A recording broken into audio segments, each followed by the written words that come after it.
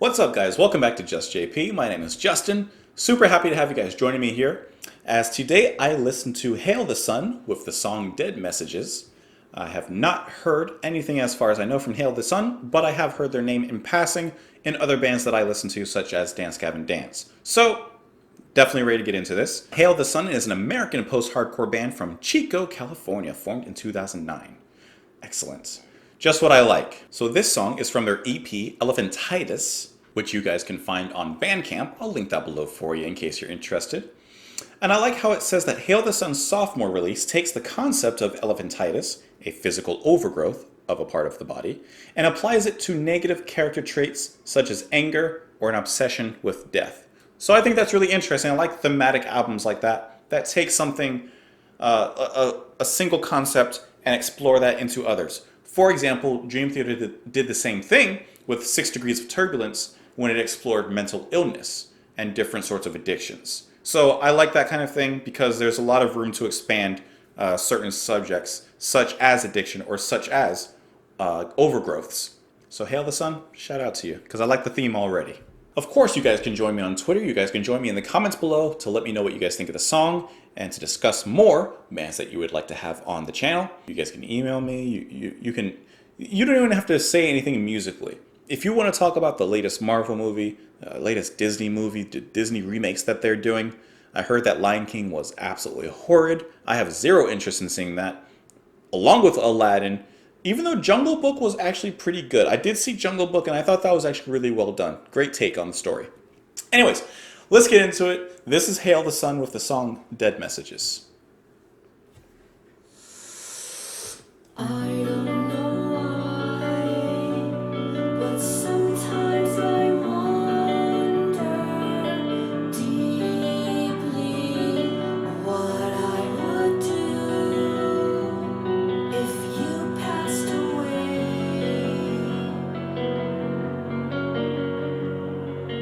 I think of words that I wish I told you by the end. Dead messages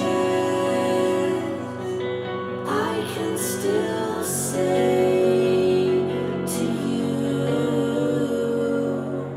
Why should I sit with fear? We all know that tragedies never fair.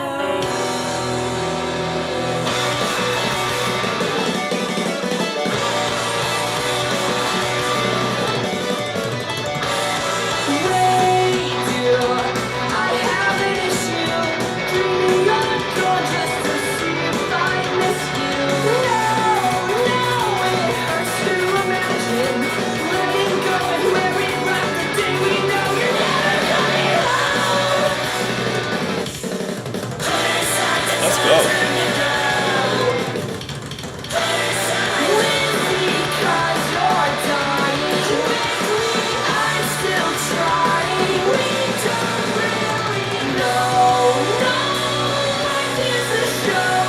Tragedies are never fair. We're all giving a script that's been written. Unaware of who will be cast to come home.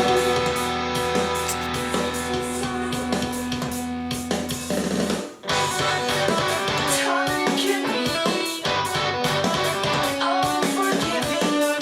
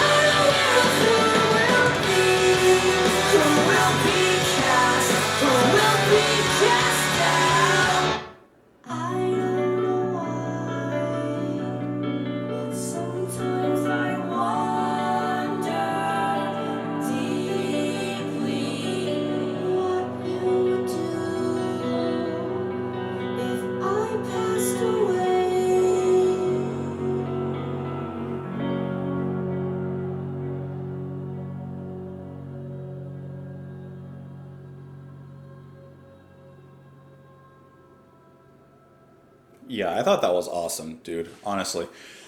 So, geez, this is one of those songs that there's a lot going on and it's very busy, and not in a bad way at all, but there's a lot going on, so let me try and process my thoughts super quick.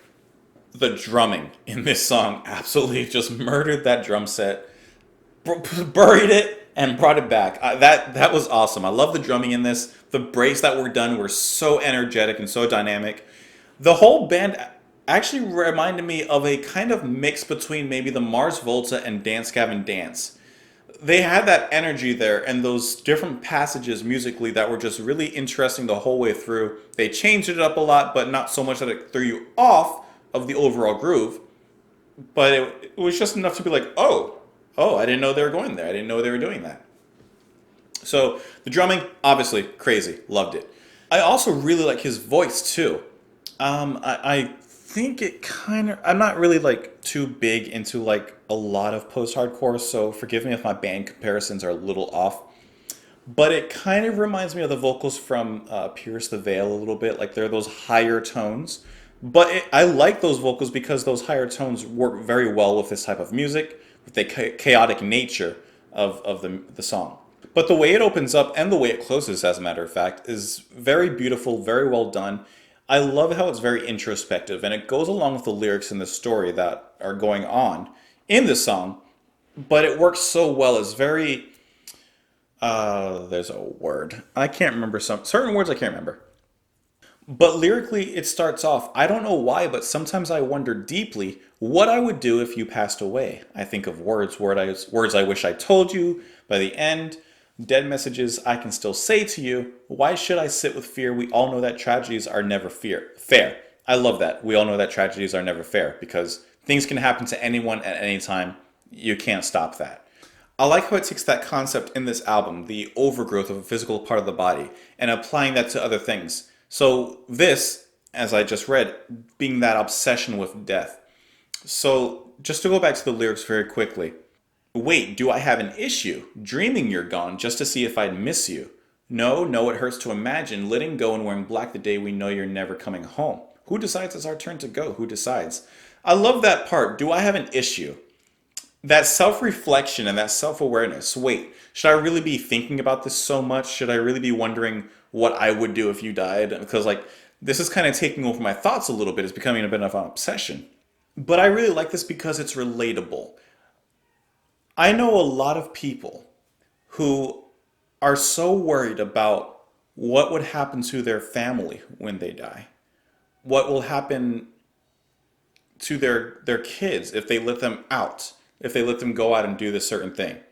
And of course, this all comes with reasonableness and balance. We want to prepare our families maybe for a tragedy that could strike at any time. That's why life insurance exists and that kind of thing. Sure, granted, there has to be some sort of preparation for those tragedies, of course. Just like a parent may not want their kid to go and do something because it may be dangerous. Absolutely.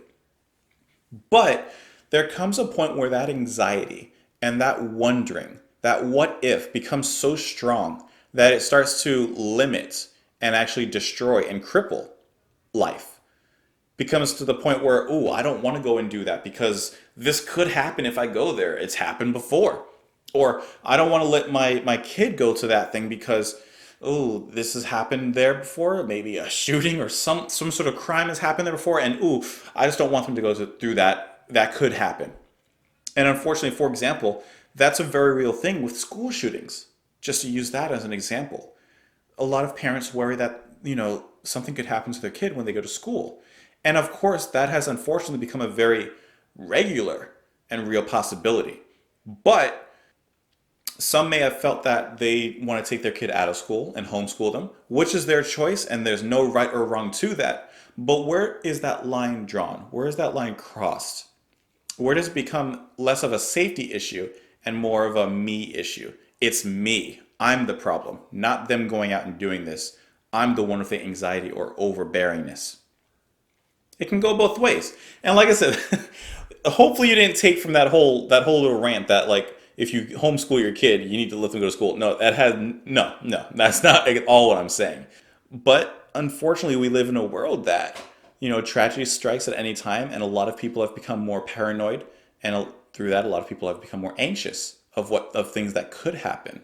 I mean, even to use myself as an example for, to use this, I was walking up to the Walmart the other day, and as I'm walking up, all the employees were standing outside. They're like looking out. A bunch of customers had stopped and they had their phones out.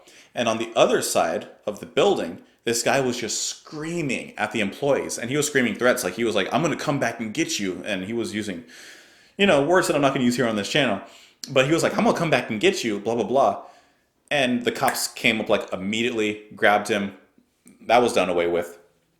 But as I continued walking through the store, I was kind of looking at exits like, okay, if something happens, there's my exit right there. I can hide here.